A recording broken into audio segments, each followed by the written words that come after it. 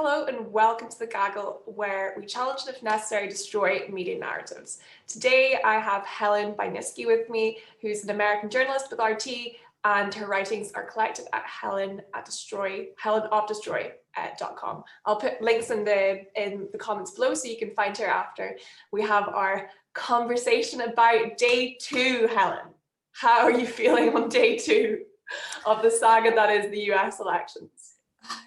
It's like, I'm used to being embarrassed for my country because of all the terrible things we're doing around the world, but this is a whole new level of embarrassment. It's like we literally run around sticking guns in people's faces and saying democracy or else, and then we do this. I mean, this is a total mess, a complete, like, nobody can look at this and say, this is what democracy looks like, unless they literally can't actually see what they're looking at. Maybe they have a bag over their head because they've been put in one of our prisons on one of our black sites.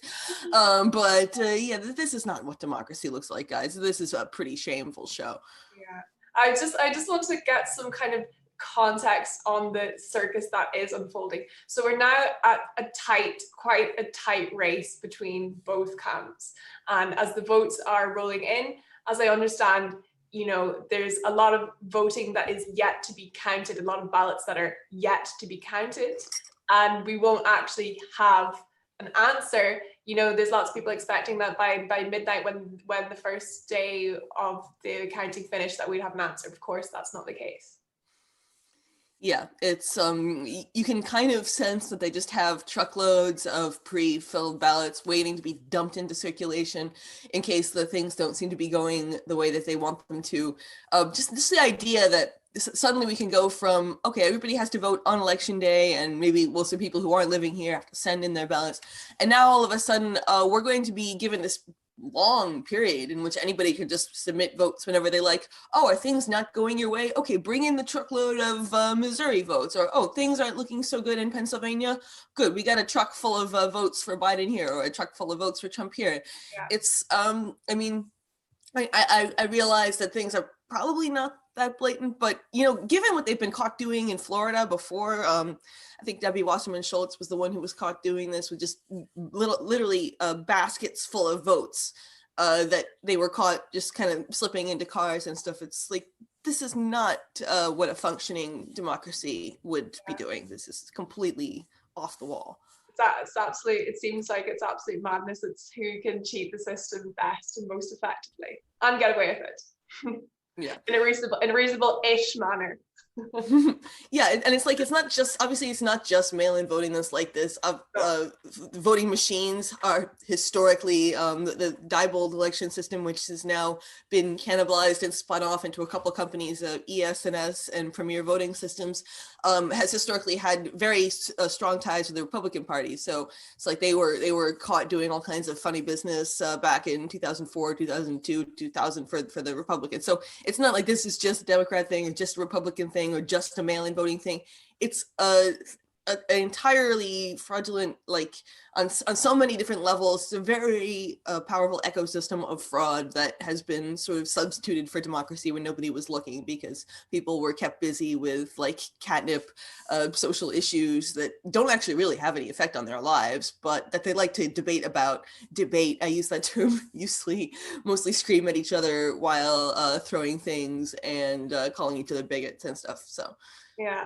And what can we look forward to on day 2 then? Or what can we expect? Are there any indicators that we should be looking out for on this long day that's going to be, I'm sure, as much of a roller coaster as yesterday was? Well, I mean, obviously the swing states are the ones to look at. I heard relatively recently that Florida seemed to be going for Trump. So yeah, that would indicate that they're going to be trying to push other states for Biden. Pennsylvania, the stuff that I saw coming out of Pennsylvania yesterday in terms of just sheer, like, blatant fraud. There was a poster that was had a sample Democratic ballot filled out that was like posted right outside a polling place, and then they tried to debunk that, saying, "Oh, well, it was more than 10 feet away from the actual voting." Okay, so you got people waiting in line to get in, and the entire time they're waiting in line, they're looking at this poster that has a sample ballot filled in for the Democratic Party, and they're saying that that's not fraudulent because it's more than 10 feet away from the actual voting place. I'm sorry, that's ridiculous. I mean, I drove through Pennsylvania relatively recently, and it was just like nonstop Stop Trump signs. Now, admittedly, I didn't drive through cities. I didn't go to Philadelphia or Pittsburgh, but everywhere else, it's just like, I mean, once in a while you'll see a little Biden sign, or they'll try to get like a really big Biden sign, and then it's like surrounded literally by like a forest of Trump signs. And I'm sorry, if they're going to try to say that Biden won Pennsylvania, I'm going to have to call BS on that one, because it simply is not what I saw. And I drove basically the entire length of the state. So that's kind of silly. But yeah, that being there's that. And then Arizona, they're going to try to say is going for Biden. I was say Arizona, I've read the same situation. Yeah. And then Nevada, which Nevada is ridiculous. I mean, they were so fraudulent during the primaries that they saw in Iowa, as many people probably remember, Buttigieg people, nobody remembers who Buttigieg is anymore, but former South Bend, Indiana mayor Pete Buttigieg, his people had this caucus app that ended up basically completely distorting the results, stealing the primary from Bernie, because they gave his votes to like complete nobodies, like Deval Patrick, who again, nobody remembers who Deval Patrick is, former Massachusetts, I think governor, was he the governor of Massachusetts? I don't even remember who Deval Patrick was, but giving his votes to nobodies. And Nevada saw that and they're like, we want those guys. So they literally saw what happened in Iowa, hired those people to do their caucus. And so that's how fraudulent we're dealing with in Nevada. And they're now going to let people's votes come in as much as a week after the election. So that is literally seeing the election is not going the way that you like, finding a bushel of votes somewhere in the forest, trucking it in and saying, look, we have victory. Votes that grow on trees. Yeah, exactly, literally. Yeah, but generally though, is the atmosphere quite tense? Because I've also seen that, there's shops that have been boarded up in preparation. There's the gate that was constructed around the White House. Is it quite tense atmosphere? I think it depends on where you are. I mean, yeah, I was getting the sense yesterday, at least, that this the idea of post-election unrest was kind of becoming a self-fulfilling prophecy, because yeah, you're literally seeing all the media hyping up this, oh, they're boarding up the shops, oh, they're busing people to here and here and here, and at least in the sense of the boarding up the shops, it's like that doesn't necessarily have to happen. It's like they haven't announced any results. Trump isn't trying to claim victory. At least I haven't seen him do it yet. Maybe I'm just not looking in the right place, but I would think that if he was trying to claim victory, it would be literally all over everything. You wouldn't be able to get away from it. I mean, I do know that he has already made a few statements about the other side stealing the election if he doesn't win, which is kind of a claim to victory. Yeah. I mean, he's going to try to be very, well, no, he's not going to try to be careful. He's kind of a bull in a china shop, but he's probably not going to just outright say, yes, I won, unless it becomes very clear that like something has gone very direly wrong in terms of like bushels being bussed in from nowhere. But as far as post-election unrest though, like I do think something's probably going to happen in Washington, because they are actually busing people in there, and I'm not in Washington, so I don't know what the situation is like on the ground there.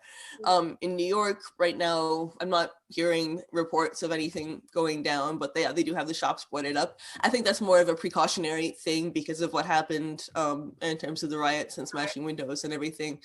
But I think that along the East Coast, like most of the converging is on Washington.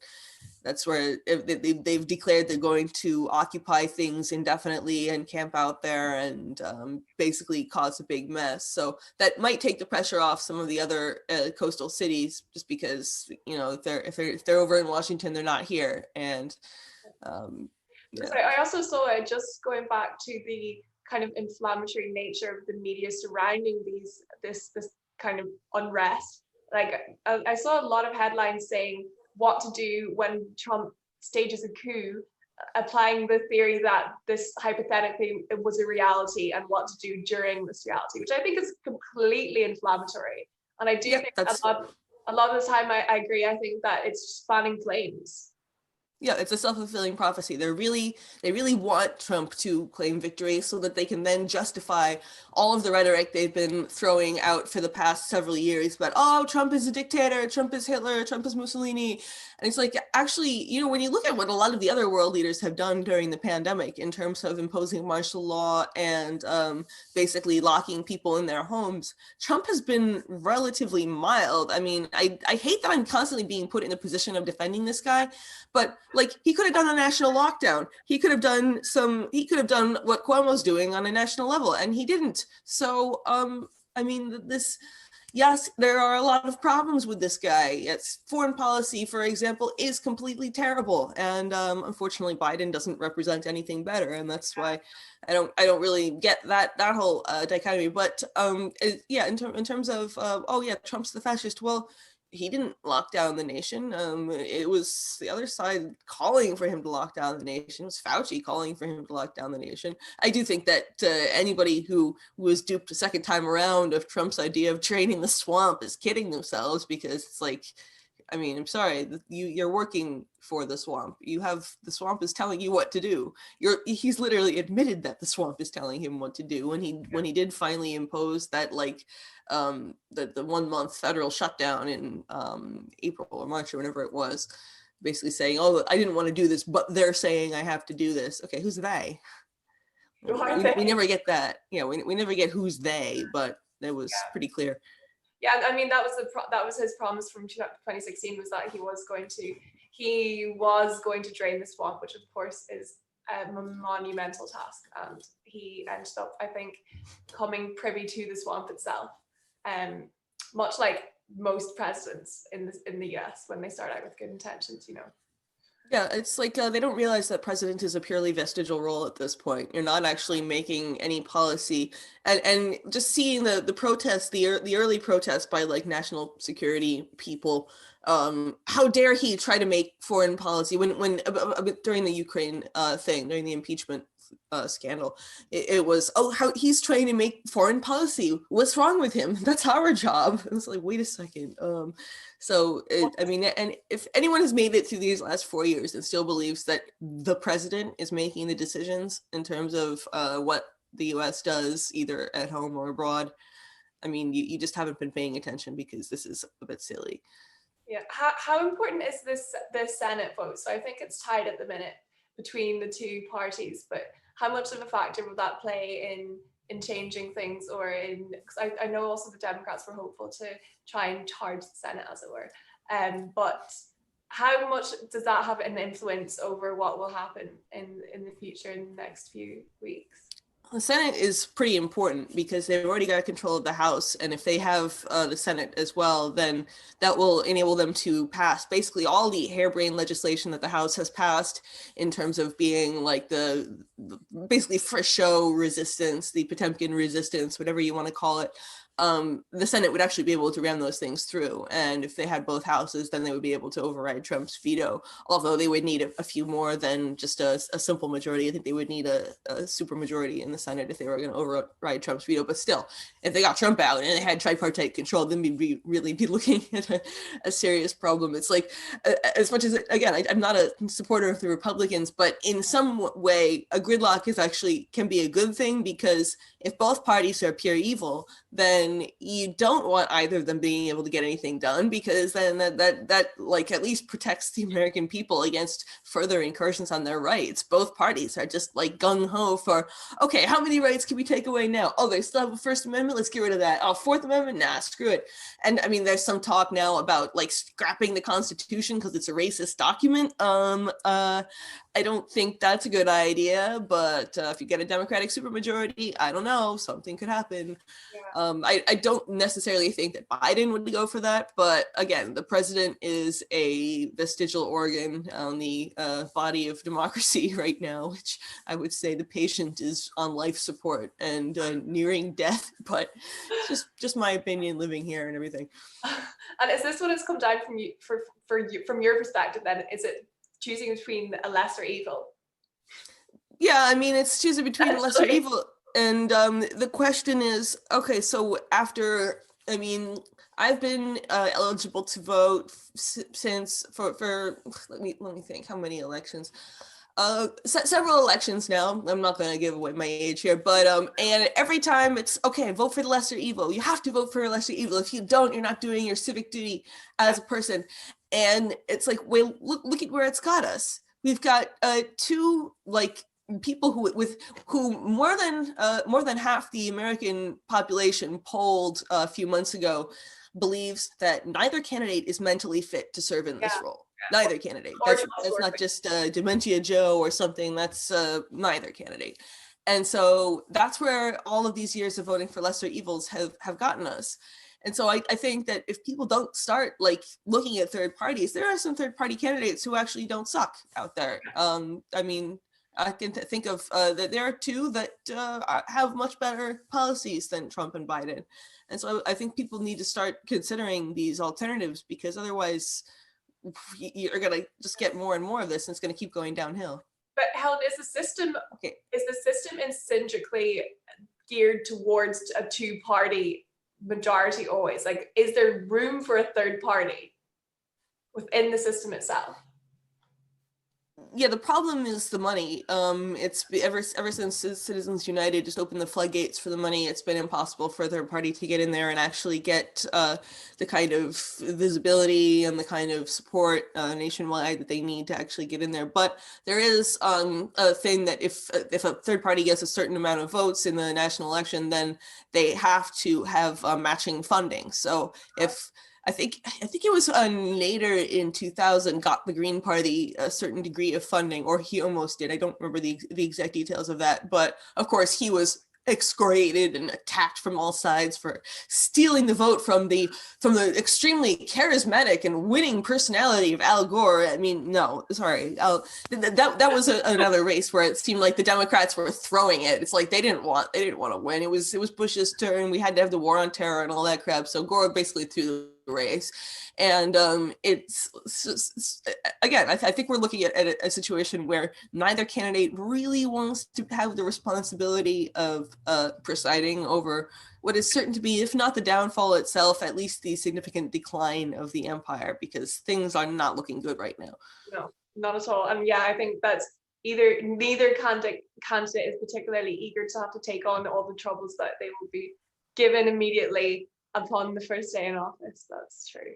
But also, though, with this race itself, how likely do you think it is that it's going to be a very long, drawn-out legal battle that follows the results? Very likely. I think it's going to be very likely. Very likely as well. Yeah. Yeah, I mean, they've set us up for this again with this self-fulfilling prophecy of, oh, don't expect the results for several weeks, and don't expect it's, and yeah, Pelosi has apparently got putting stuff in place because she thinks the House is going to be the one to decide it.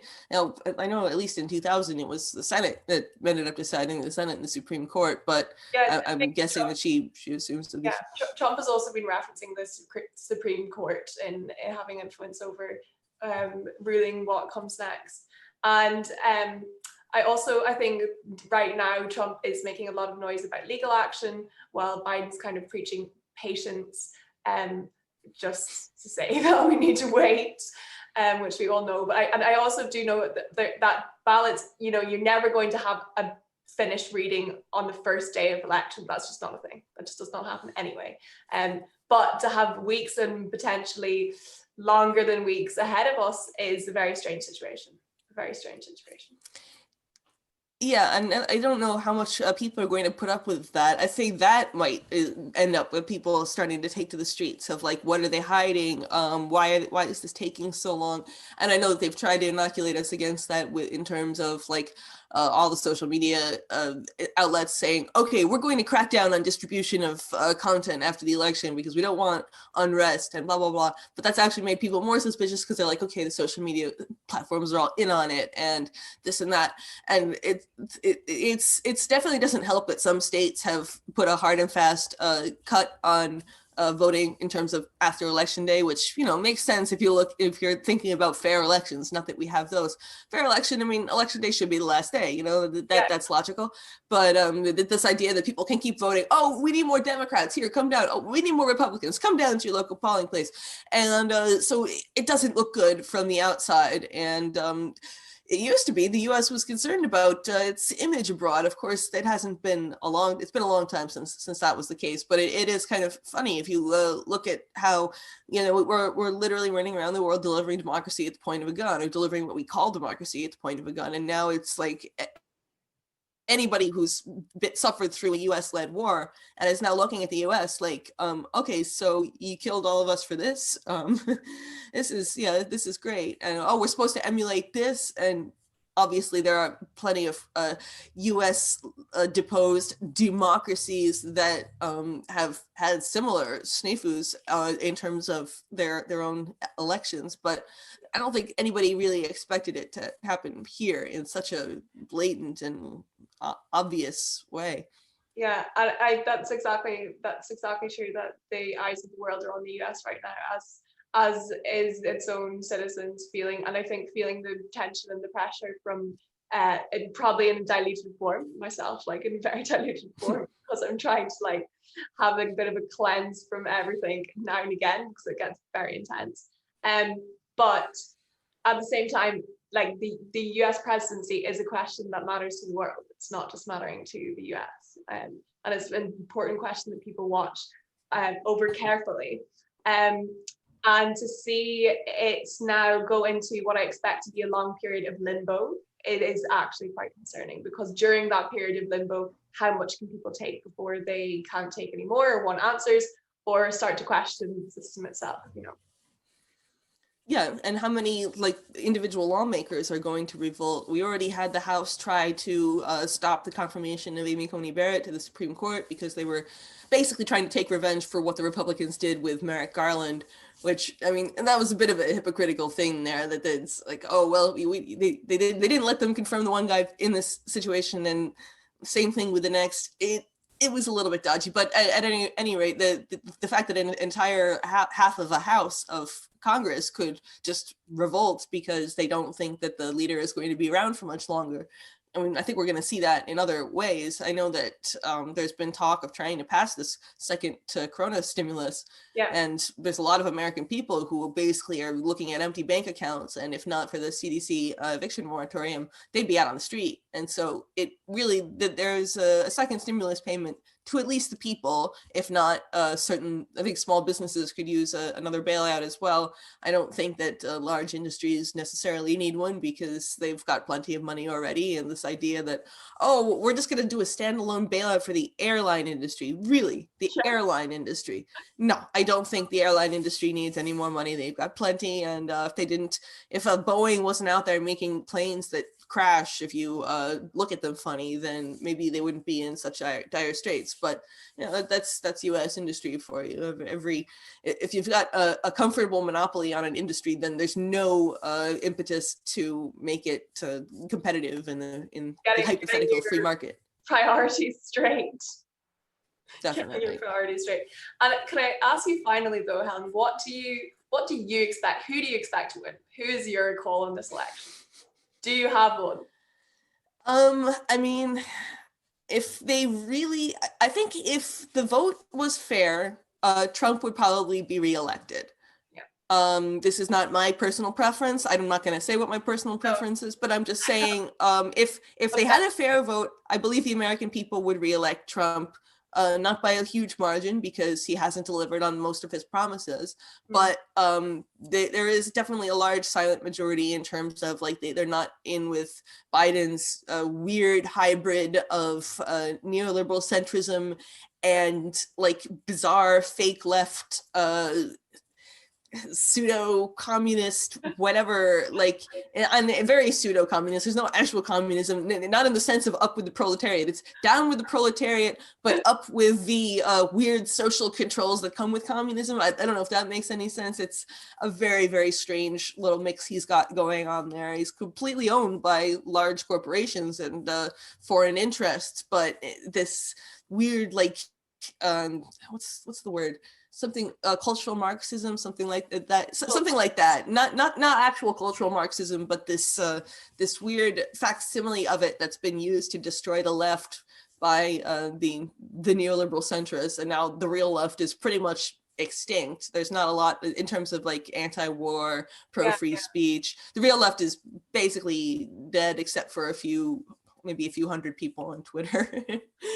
And yeah, so, but I think they might try to steal it for Biden, because Trump has just put these people's panties so much in a bunch that it's like very difficult for them to deal with it. And if you look at the media at any given time, it's just been nonstop. Oh yeah, we're gonna dump Trump. There've been all these cutesy little memes where they like have Trump as the poop emoji, and like it's like, come on, guys. I remember when Trump was first elected, and I saw a sign at one of the early protests, and it had Trump, a poop emoji with Trump's hair, and I was like, oh, that's clever.